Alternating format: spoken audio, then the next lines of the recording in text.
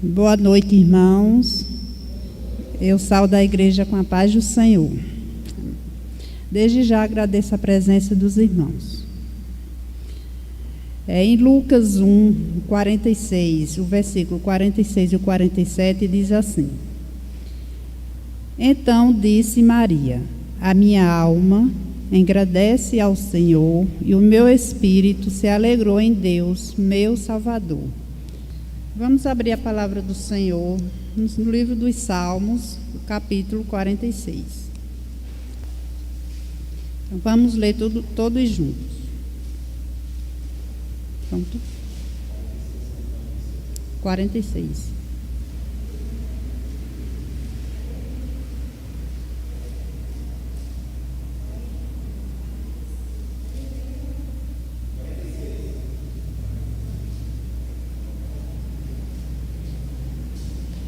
Vamos.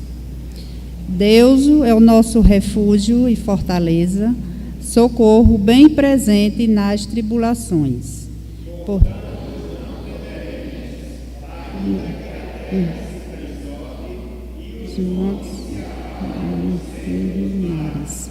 Ainda que as águas tumultuem e espumejem, e na sua fúria os montes se estremeçam,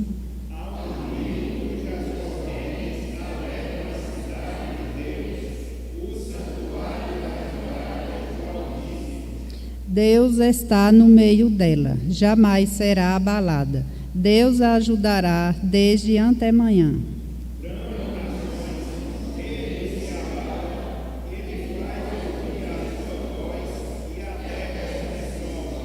O Senhor dos Exércitos está conosco. O Deus de Jacó é o nosso refúgio.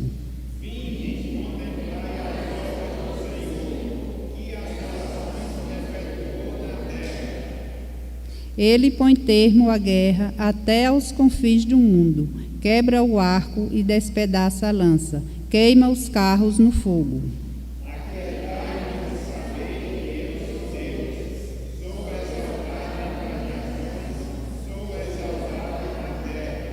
Vamos ler todos juntos. O Senhor dos Exércitos está conosco, o Deus de Jacó é o nosso refúgio. Amém. Irmãos, amigos, boa noite. Hoje, o tema que a gente vai trabalhar, conforme nós anunciamos, é o casamento segundo Deus. O casamento segundo Deus, dentro daquilo que a Bíblia preceitua, dentro daquilo que a Bíblia ensina em relação ao casamento, pelo menos parte desse ensino. E aí eu lhes convido a abrirem as suas Bíblias no livro de Gênesis, Gênesis capítulo 2. Como eu sempre gosto de dizer, no livro de Gênesis nós temos o resumo de tudo aquilo que Deus requer de nós, de tudo aquilo que Deus nos mostra. E se a gente consegue entender o livro de Gênesis, a gente consegue entender toda a Bíblia. E aí quando a gente trata de família, quando a gente trata de casamento, não tem outro roteiro não que a gente deva iniciar, senão esse livro, no caso essa narrativa que nós temos diante de nós. Gênesis capítulo 2, versículos 22 até o versículo número 25. Gênesis 2, versículos 22 até o versículo de número 25. Assentados como vocês estão, a gente vai proceder à leitura da palavra do Senhor, posteriormente seguindo o ensino do seu Evangelho. Irmãos, amigos, diz-nos o seguinte, a palavra de Deus, Gênesis capítulo 2, versículos 22 até o versículo de número 25. Nos diz assim o texto sagrado: E a costela que o Senhor Deus tomara ao homem, transformou-a numa mulher e lhe a trouxe. E disse o homem: Esta, afinal, é osso dos meus ossos e carne da minha carne, chamar-se-á varoa, porquanto do varão foi tomada. Por isso deixa o homem pai e mãe, e se une à sua mulher, tornando-se os dois uma só carne. Ora, um e outro, o homem e sua mulher, estavam nus e não se envergonhavam. Até aqui, até o versículo 25, que o Senhor nos abençoe e que Ele aplique a porção lida da sua palavra aos nossos corações. Amém. Meus irmãos, meus amigos, nunca será demais, mas nunca será demais mesmo nós falarmos da importância que Deus dá à instituição do casamento, à instituição da família. Que a gente possa, se nós não sabemos, que a gente possa fixar essa verdade nas nossas mentes, a importância que Deus dá à instituição familiar, a importância que Deus dá ao casamento. Se nós já temos essa verdade na nossa mente, que jamais nos esqueçamos e que possamos estar sempre nos lembrando desse fato, dessa verdade, desse princípio, ou seja, a importância, repito, que Deus dá à instituição do casamento.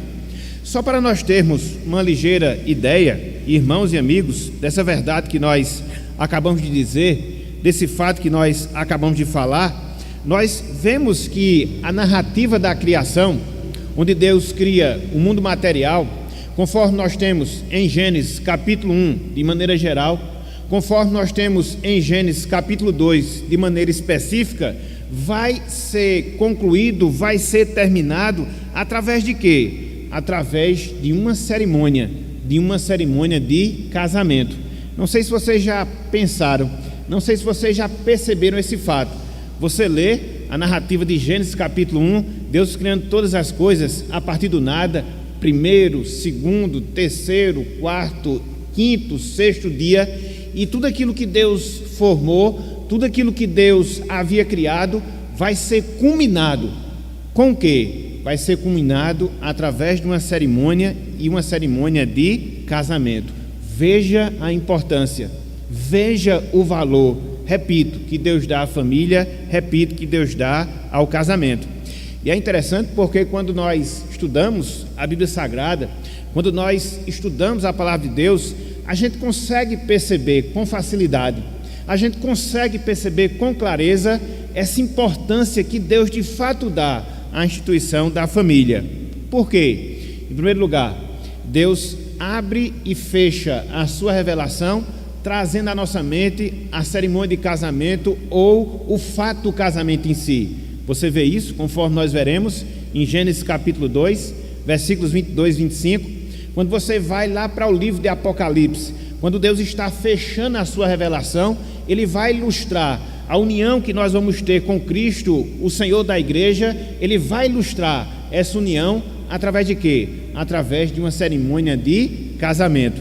Lá em Gênesis capítulo 19, versículo 7, a gente vê justamente isso. Quando Cristo consumar a nossa história de redenção, quando Cristo nos unir para si, João ali ilustra esse fato com as bodas do Cordeiro, o casamento de Cristo com a sua igreja, para que assim nós possamos estar para todo sempre na presença de Deus. Então você vê a Bíblia abrindo a sua revelação, tratando de casamento. Você vê a Bíblia fechando a sua revelação, ilustrando a nossa união definitiva com Cristo, através de quê? Através de uma cerimônia, não qualquer cerimônia, mas de uma cerimônia de casamento. Apocalipse capítulo 19, versículo 7. Mas não só isso, quando a gente lê a palavra de Deus, quando a gente lê as Escrituras Sagradas, a gente percebe, meus irmãos, a gente percebe, meus amigos, que Deus, Ele ilustra a relação que Ele tem conosco, a relação que Ele tem com o seu povo aqui na terra, através de um casamento. Olha só que coisa fantástica, olha só que coisa maravilhosa. Lá em Efésios capítulo 5, eu vou pedir que vocês abram as suas Bíblias nesse texto, sem desmarcar Gênesis, porque já já a gente vai voltar para ele e vai fixar mais a nossa atenção nesse texto. Lá em Efésios capítulo 5, versículos 31 até o versículo número 32, quando Paulo ele está tratando da convivência familiar, ele fala justamente isso. Da mesma forma que nós somos unidos às nossas esposas, que as nossas esposas devem ser submissas aos seus esposos, assim também acontece na relação que Deus nutre com a sua igreja, com o seu povo aqui na terra. Efésios capítulo 5, versículos 31 e também o versículo número 32. Então, nós temos o seguinte: eis porque deixará o homem a seu pai e a sua mãe, e se unirá à sua mulher, e se tornarão os dois numa só carne. Versículo 32. Grande é este mistério, mas eu me refiro a Cristo e à igreja. Então existe uma relação espiritual entre Cristo e a igreja. E como é que essa relação é ilustrada? Através do convívio, através da relação de um casamento. Então, percebam como Deus dá valor. Perceba como Deus ele dá importância à instituição do casamento, à instituição da família. Agora, meus irmãos, agora, meus amigos, voltando para esse texto que nós acabamos de ler, ou seja, Gênesis capítulo 2, o que é que nós encontramos?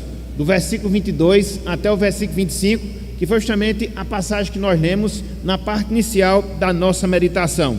Nós encontramos aqui a primeira cerimônia de casamento que foi realizada na história humana, que foi realizada na história da humanidade. Enquanto o mundo é mundo, a gente vê as pessoas se casando continuamente.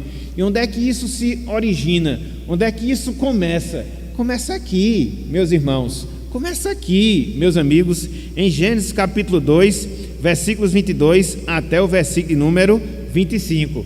E é interessante porque nessa narrativa aqui, que origina, vamos assim dizer, todas as cerimônias de casamento, acontece algo que é bem peculiar, acontece algo que é bem interessante, porque aqui nessa primeira cerimônia de casamento da história humana, nessa primeira cerimônia de casamento da história da humanidade, Deus ele funciona de duas formas, de duas maneiras. Tanto ele é o oficiante da cerimônia, tanto é que ele que realiza, e também Deus ele é o pai dos noivos, ou seja, dos noivos envolvidos nessa primeira cerimônia de casamento. Talvez aqui um fato bem sui generis, né? Deus ele é tanto o oficiante como também os pais do o pai dos noivos dentro dessa primeira cerimônia, dessa primeira realização de casamento. Então, nessa noite de hoje, com base nesse texto, eu queria que nós analisássemos aqui essa passagem, eu queria que nós analisássemos aqui esse trecho, considerando como de fato é uma cerimônia de casamento, conforme nós falamos, a primeira da história da humanidade.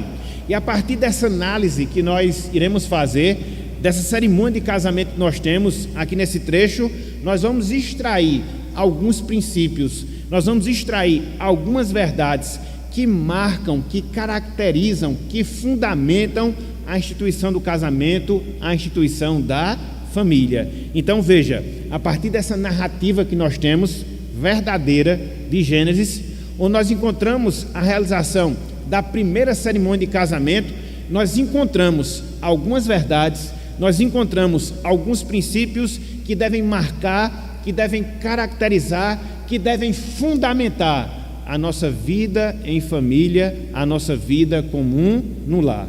E aqui eu queria dividir pelo menos em 3 pontos o nosso estudo, em 3 pontos a nossa mensagem, considerando o tema que nós falamos no início: casamento segundo Deus, ou de maneira mais específica, casamento segundo a vontade de Deus. Então, qual é o primeiro elemento dessa cerimônia de casamento?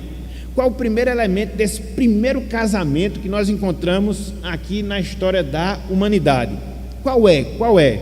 A entrada da noiva, meus irmãos. É a entrada da noiva, meus amigos. Vejam aí o versículo 22. Lembremos nisso, né? Todo e qualquer casamento que é feito, todo e qualquer casamento que é realizado, sempre há o quê? A entrada da noiva. Tanto é que existe aquela expectativa, aquela apreensão de como ela está se vestindo, como é a sua maquiagem. Aqui você vai encontrar também isso, a entrada da noiva. E a partir disso, alguns princípios que eu queria aqui lembrar. Olhem só, Gênesis capítulo 2, versículo 22. Diz o seguinte, a palavra de Deus, diz o seguinte, a palavra do Senhor: e a costela que o Senhor Deus tomara ao homem, transformou-a numa mulher e lhe a trouxe. Trouxe para quem? Para Adão. Trouxe para quem? Para o homem. Então, o que é que nós temos aqui no versículo 22? Nós temos a narrativa da criação de Eva. Nós temos a narrativa da criação da mulher. Aqui, Moisés, ele é muito claro em registrar que a mulher veio da costela de Adão, que a mulher veio da costela do homem. Eva, ela não foi criada de maneira independente, como aconteceu aos demais aspectos da criação, no caso específico, aos animais. A criação de Eva se deu a partir da existência do homem, se deu a partir da existência de Adão.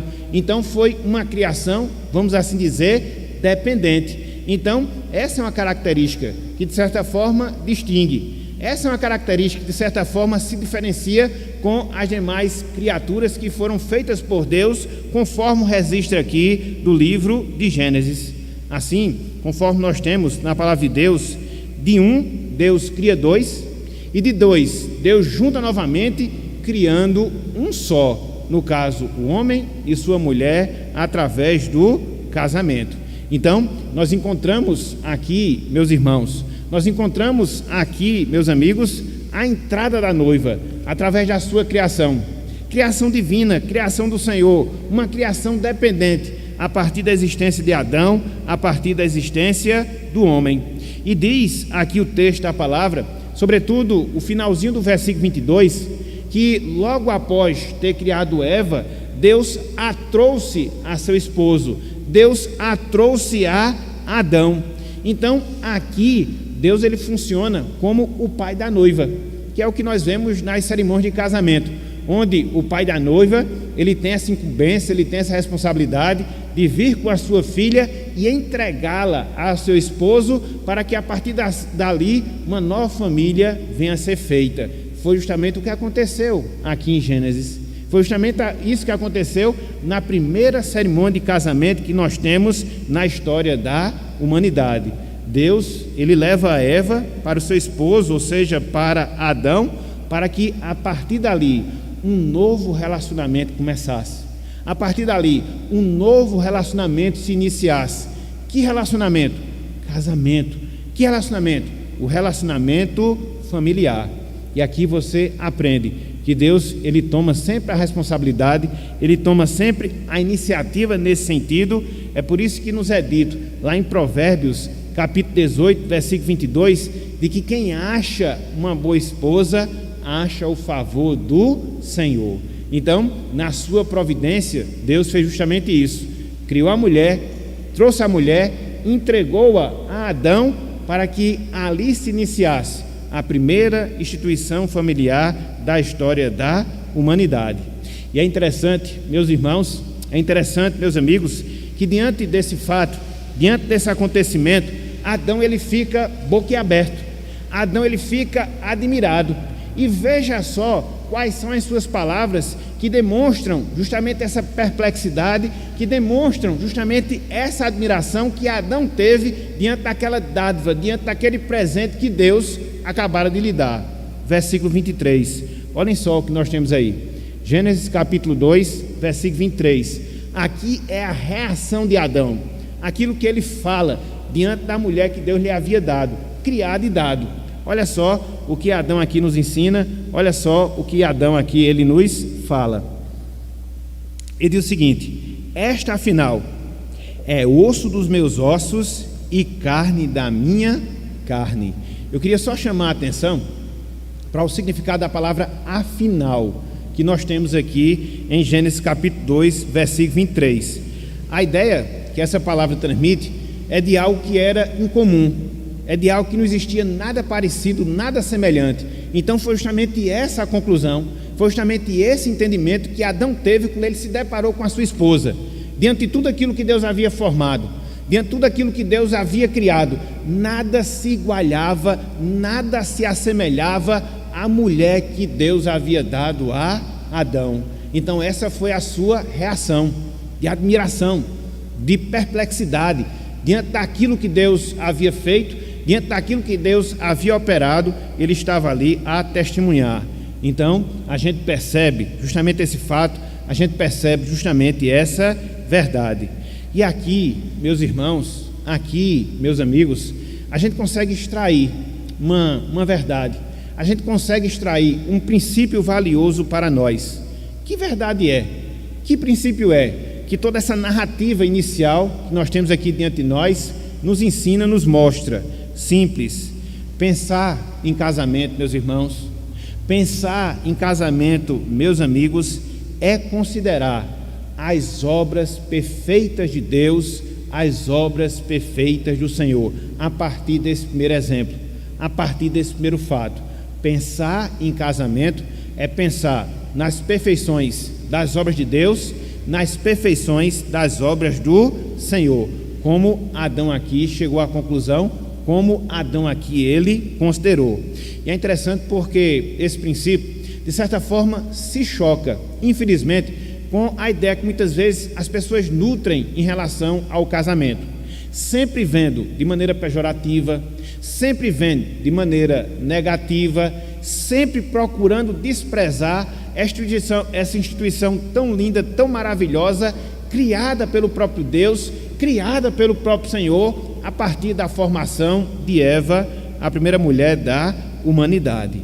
Então, meus irmãos, meus amigos, nós precisamos, diante desse fato, nós precisamos, diante dessa realidade, tornar conhecido e defender a beleza do casamento. Essa é uma responsabilidade que recai sobre nós. Uma vez que a gente se depara com uma passagem como essa, uma vez que nós temos o entendimento bíblico, o entendimento das Escrituras, e nós entendemos que Deus, Ele é o responsável, porque Ele é o criador da instituição familiar, qual deve ser a nossa obrigação? Qual deve ser o nosso dever? Dentre vários, fazer conhecido esse fato, defender essa realidade, ou seja, a beleza do casamento. E por que o casamento é belo? E por que o casamento é maravilhoso? Porque ele é fruto da ação criadora de Deus, porque ele é fruto da providência de Deus, porque foi o próprio Deus que criou, foi o próprio Deus que institucionalizou o casamento. E não existe nada, meus irmãos, não existe nada, meus amigos, que Deus faça que seja imperfeito, até porque se isso acontecesse, até porque se isso ocorresse, Ele deixaria de ser Deus. Tudo aquilo que Deus fez é bom. E é interessante porque quando você vê, por exemplo, o registro dos 6 dias da criação, no final de cada um deles, Moisés sempre narra, e viu isso que Deus fez, e era bom, e era bom, e era bom. No 6º dia, onde ele cria justamente a instituição familiar, é dito que tudo aquilo que Deus havia feito era muito bom. Então, é assim que a gente deve perceber, é assim que a gente deve entender, é assim que a gente deve valorizar, é assim que a gente deve defender a instituição do casamento. Ela é obra de Deus, ela é obra perfeita do Senhor, e a gente precisa reconhecer isso, valorizar esse fato, principalmente no mundo em que nós vivemos, onde cada vez mais as pessoas estão desconsiderando essa verdade, estão desconsiderando esse princípio. Então, qual é o primeiro elemento do casamento que nós temos aqui? Qual é o primeiro elemento da cerimônia de casamento que nós temos aqui em Gênesis? A entrada da noiva, a partir daquilo que nós temos na palavra do Senhor. Mas não só isso. Quando a gente segue aqui nesse texto, a gente aprende um segundo ponto, a gente aprende um segundo elemento dessa primeira cerimônia de casamento. E qual é esse segundo elemento? Os votos que são feitos aqui no casamento, especificamente falando, os votos que Adão ele faz aqui em seu casamento. Vejam aí, Gênesis capítulo 2, versículo 23. Gênesis capítulo 2, versículo 23. Diz o seguinte, palavra de Deus: e disse o homem: esta afinal é osso dos meus ossos e carne da minha carne, chamar-se-á varoa, porquanto do varão foi formada.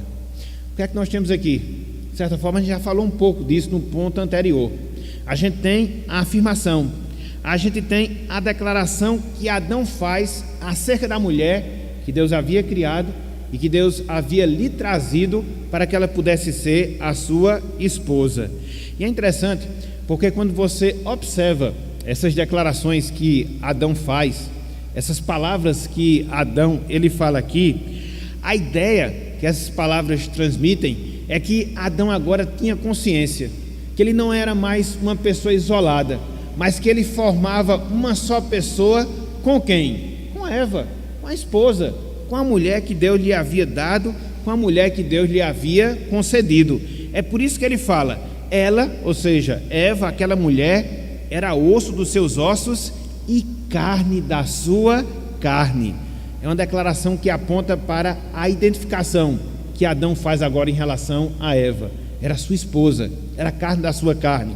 É uma declaração que aponta para o compromisso que Adão estava fazendo a partir daquele instante com a sua esposa.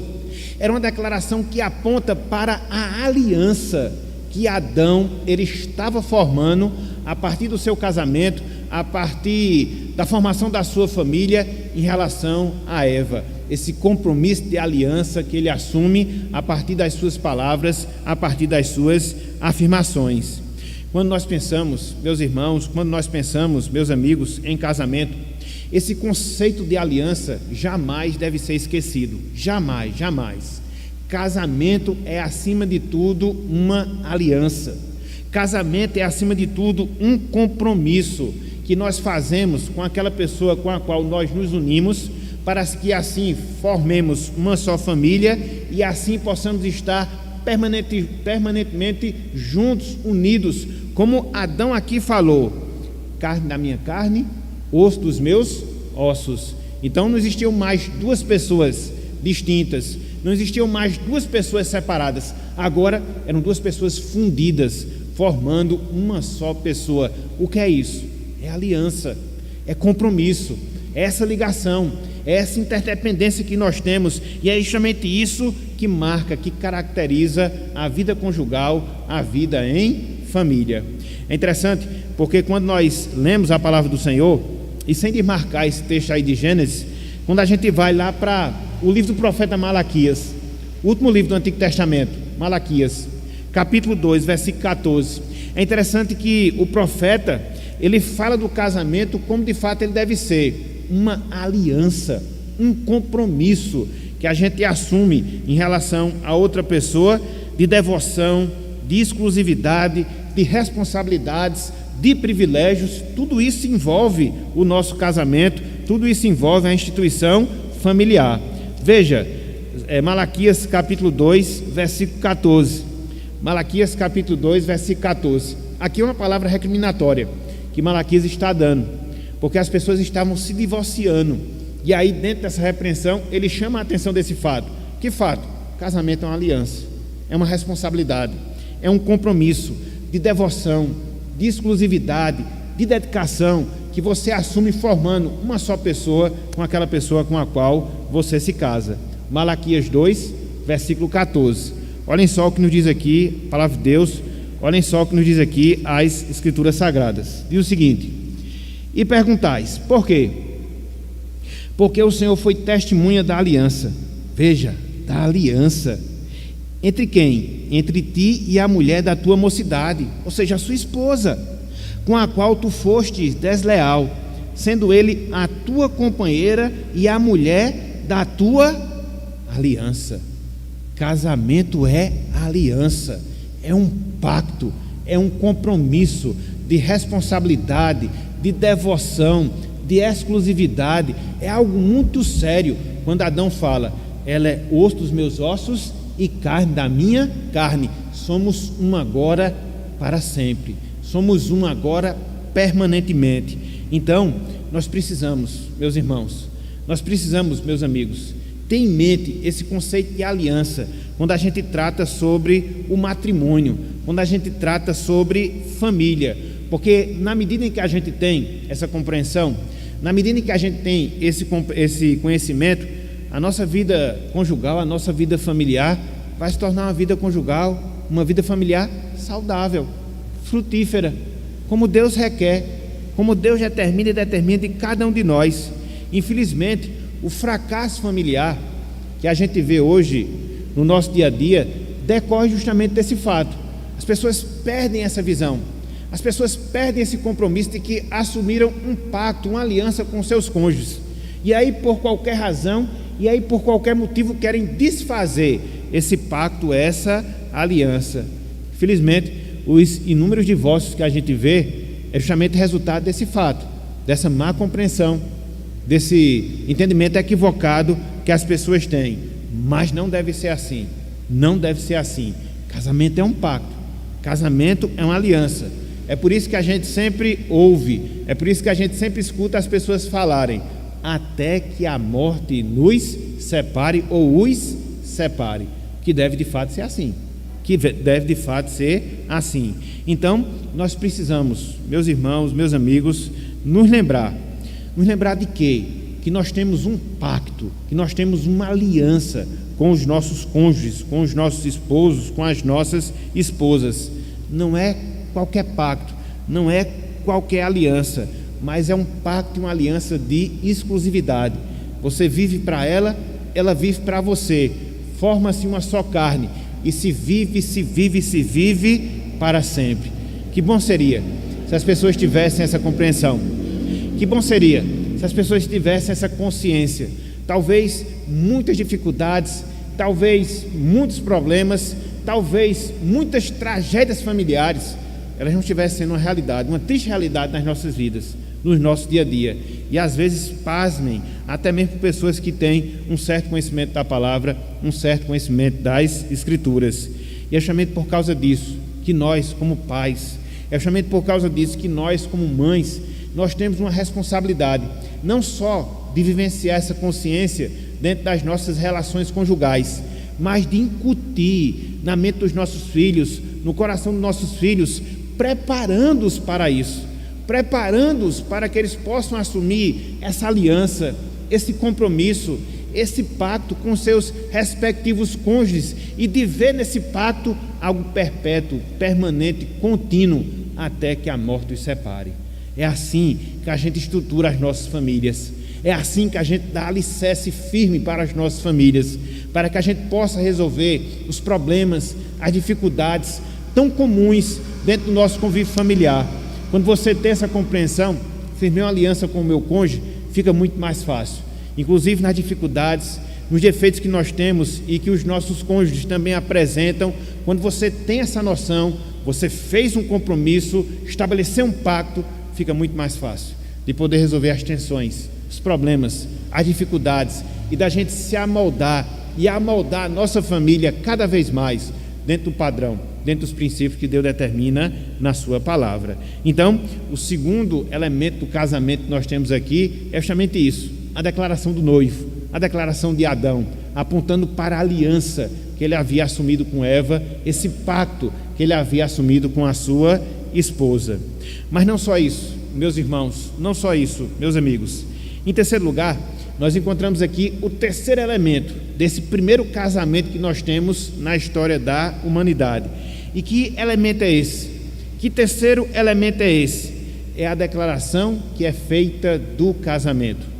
A declaração que é feita do casamento. Em toda a cerimônia você tem isso. Você tem a entrada da noiva, você tem o voto ou os votos dos noivos, sobretudo do noivo, e aí no final você tem a declaração por parte do oficiante que ali existe agora uma família, que ali houve um casamento. No Éden não foi diferente. No Éden não foi diferente. E onde é que nós vemos isso? Versículo 24. Versículo 24. Gênesis capítulo 2, versículo 24. Olhem só o que nos diz aqui a palavra de Deus. Por isso, diante da união, homem e mulher, deixa o homem pai e mãe e se une à sua mulher, tornando-se os dois uma só carne. Tornando-se os dois uma só carne. O que é que nós temos aqui? O que é que nós encontramos aqui nessa passagem? O pronunciamento que Moisés, o autor do livro de Gênesis, ele faz acerca do primeiro matrimônio, que ele faz acerca do primeiro casamento da história da humanidade. E é interessante porque esse pronunciamento que Moisés faz aqui, ele é resultado daquilo que a gente encontra no versículo 23, a união do homem e da mulher formando uma só carne, formando um só osso. Então, você percebe que nesse trecho aqui do versículo 24, é uma das declarações mais fantásticas, é uma das declarações mais especiais das Escrituras Sagradas, que trata justamente do matrimônio, que trata justamente da família. Tanto é que Cristo, ele fez uso dessa passagem, para mostrar que o casamento é indissolúvel. A gente vê isso lá em Mateus capítulo 19, versículo 5, a gente vê isso lá em Marcos capítulo 10, versículo 7, Tanto é que o apóstolo Paulo também fez uso dessa passagem do versículo 24 para mostrar que o casamento deve ser justamente assim, de maneira indefinida, formando os dois uma só carne. E é interessante porque quando você se detém um pouco aqui nesse versículo 24, você encontra 3 princípios, meus irmãos. Você encontra 3 princípios, meus amigos, que devem conduzir a nossa vida conjugal, que devem conduzir a nossa vida matrimonial. Qual é o primeiro princípio que deve conduzir a nossa vida conjugal? Qual é o primeiro princípio que deve conduzir a nossa vida matrimonial? O princípio da exclusividade. O princípio da exclusividade. Veja que Adão fala: deixa o homem pai e mãe. Deixa o homem pai e mãe. O casamento, irmãos, o casamento, amigos, ele envolve uma reorganização que a gente deve fazer dos nossos relacionamentos. Relacionamentos que antes eram mais íntimos, relacionamentos que antes eram mais significativos, mas ele é substituído em prol de um outro relacionamento. É o que a gente vê aqui nesse trecho, é o que a gente vê aqui nessa passagem. O homem deixa o seu pai, o homem deixa a sua mãe, que é um relacionamento íntimo, de tão íntimo que é um relacionamento sanguíneo, deixa ele no segundo plano e agora ele vai reorganizar os seus relacionamentos, priorizando qual agora? O relacionamento que ele tem com a sua esposa, o relacionamento que ele tem com o seu esposo, o relacionamento que ele tem com o seu cônjuge. Então, o que é isso? Isso é exclusividade. Agora, os nossos cônjuges assumem uma condição prioritária na nossa vida. Por mais que a gente deva honrar pai, por mais que a gente deva honrar mãe, e é bíblico isso, mas na medida em que a gente se casa, na medida em que a gente contrai um matrimônio, na medida em que a gente forma a nossa família, os nossos relacionamentos agora eles são reorganizados. E agora a gente vai ter um relacionamento que vai ser prioritário. A gente vai ter um relacionamento agora que vai ser o principal. E que relacionamento é esse? Esposo com esposa, esposa com esposo. O que é isso? Isso é exclusividade. Então, o ato de deixar, conforme nós temos aqui no texto sagrado, pai, o fato de deixar, conforme nós temos aqui no texto sagrado, a mãe, representa a intenção genuína do casal de formar um novo lar, que servirá agora para a glória de Deus, que servirá agora para a glória do Senhor.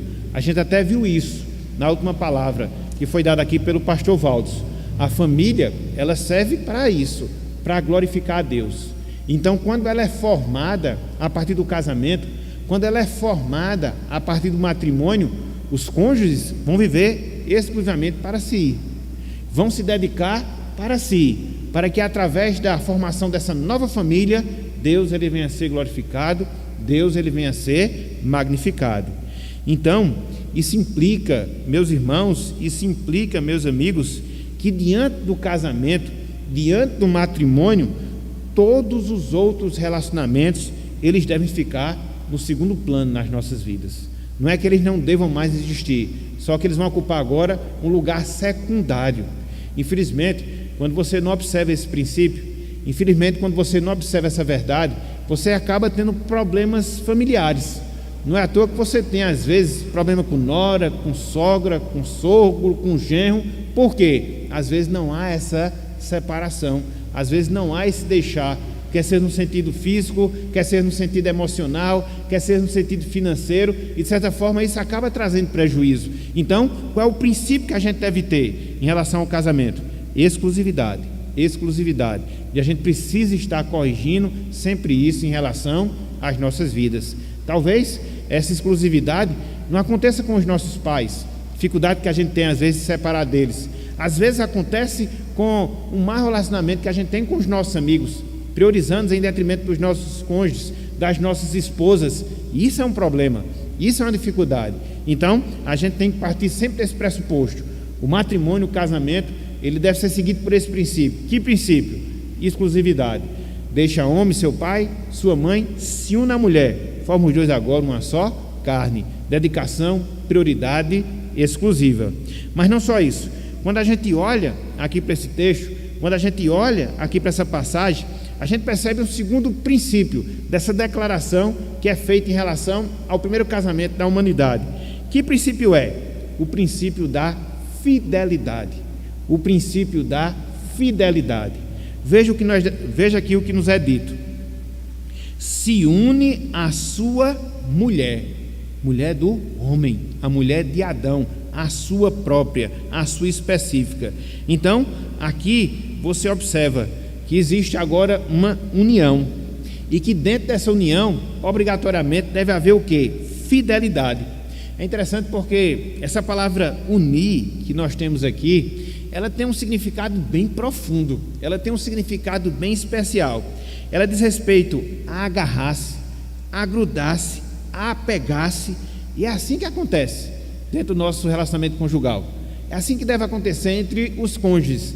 Ele deixa pai, ele deixa mãe, e ela agora vai se grudar, ele vai se agarrar, ele vai se apegar à sua esposa, a sua mulher. Então, isso indica que esse relacionamento ele deve ser perpétuo, ele não deve ser fim, ele deve continuar para sempre.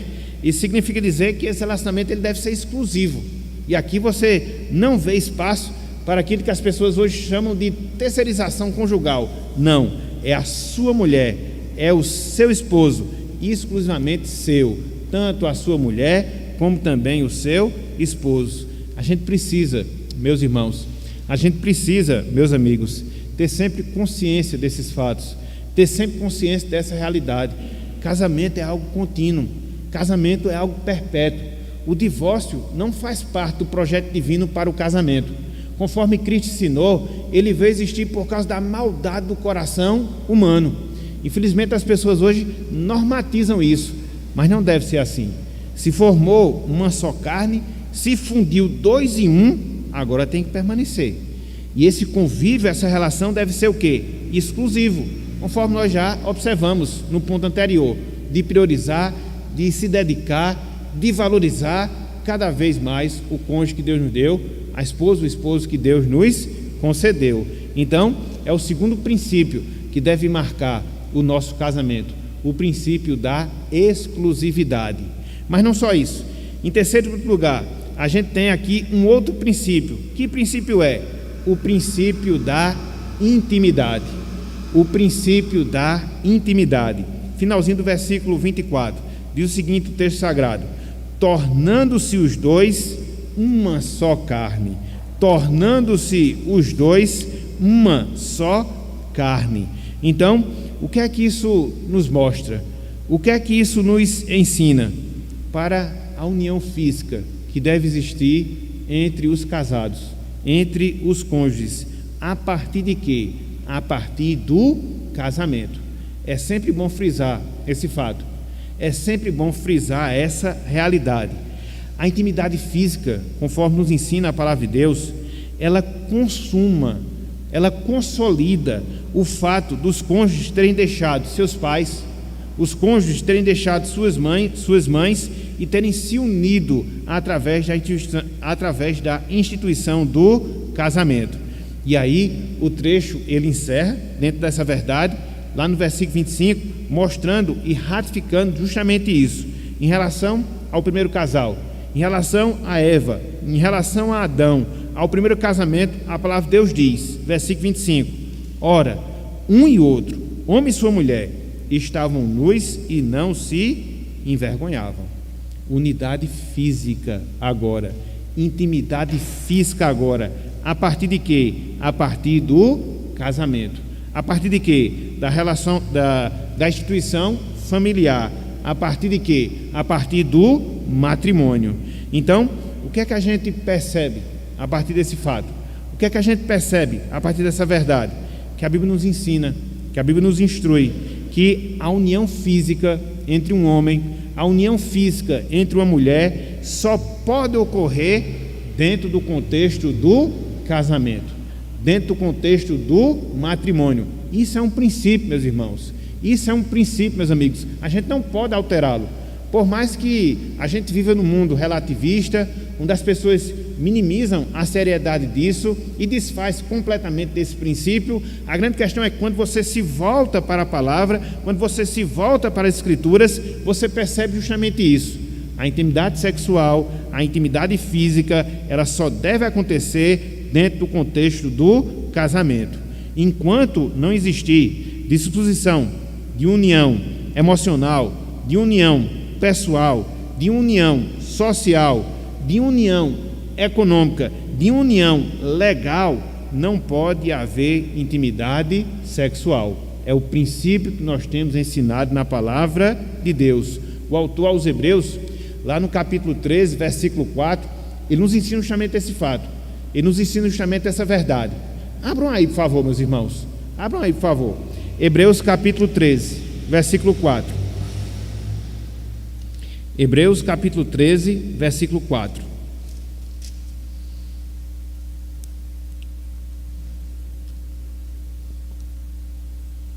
Hebreus capítulo 13, versículo 4. Olha que coisa aqui fantástica. Olha que coisa aqui maravilhosa. A palavra de Deus nos ensina, a palavra de Deus nos mostra. Olha só. Digno de honra entre todos seja o matrimônio, a instituição familiar, o casamento. Digno de honra entre todos, que ocupa esse lugar de destaque. Mas não só isso, olhem só, bem como o leito sem mácula, ou seja, a intimidade física dentro do contexto do casamento. E por que razão nós temos essa verdade? Porque Deus julgará os impuros e os adúlteros. Então, é assim, meus irmãos, é assim, meus amigos, que a palavra de Deus, ela nos ensina. Então, a intimidade física, ela tem em vista, ela tem em objetivo, pelo menos dois propósitos. Primeiro, procriação. Segundo, satisfação. Segundo, prazer. Então, Deus, ele nos reserva, dentro do matrimônio, esse privilégio, essa bênção da união física, da intimidade física, que deve marcar a nossa vida conjugal. Por isso, meus irmãos, por isso, meus amigos, a gente precisa proteger essa expressão da intimidade sexual, principalmente nos dias em que nós vivemos. Principalmente nos dias em que nós vivemos.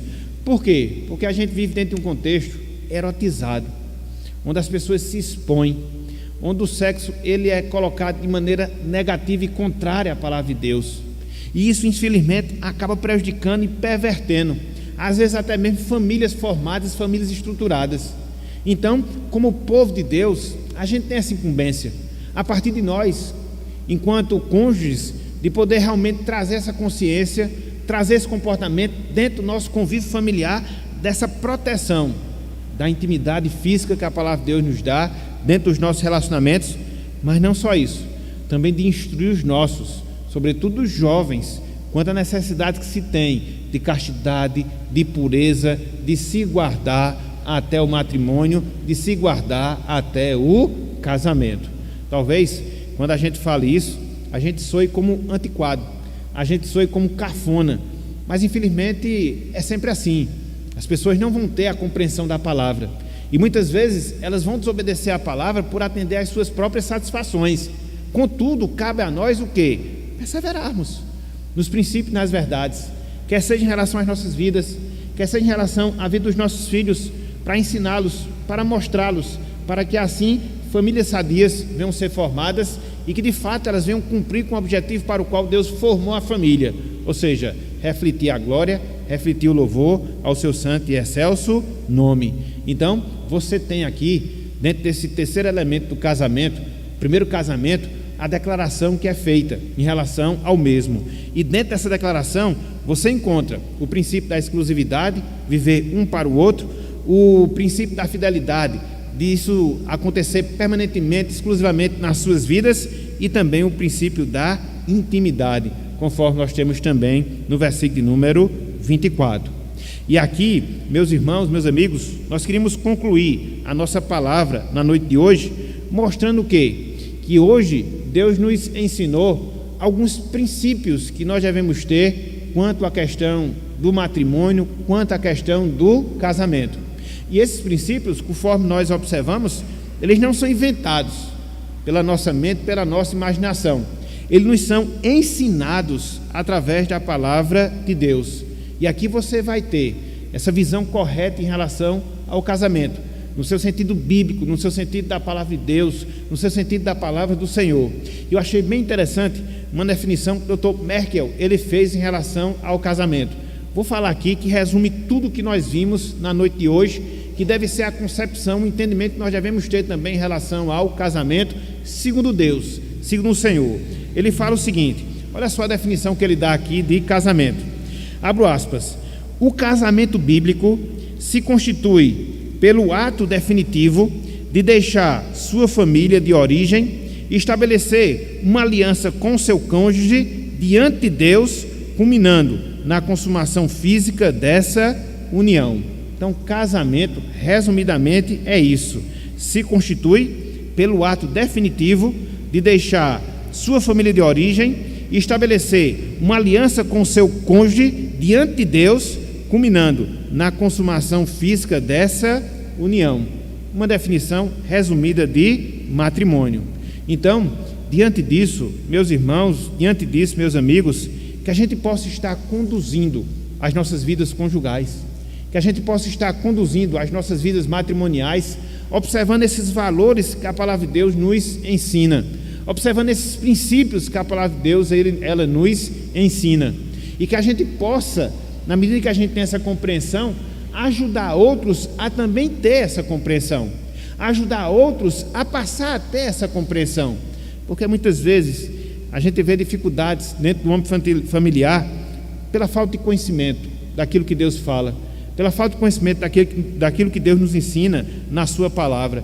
Então, uma vez que nós temos esses conceitos, uma vez que nós temos essas verdades, que possamos passar, que possamos ensinar, que possamos aconselhar, que possamos preparar os nossos filhos para que eles possam ter essa visão certa em relação ao matrimônio, em relação ao casamento, e assim a gente possa ter essa descendência de famílias estruturadas, que glorificam a Deus, que obedecem à sua palavra, e como consequência a gente também vai ter uma sociedade estruturada, até porque, como diz a nossa própria Constituição, a família é a célula máter da sociedade, é a célula mãe da sociedade.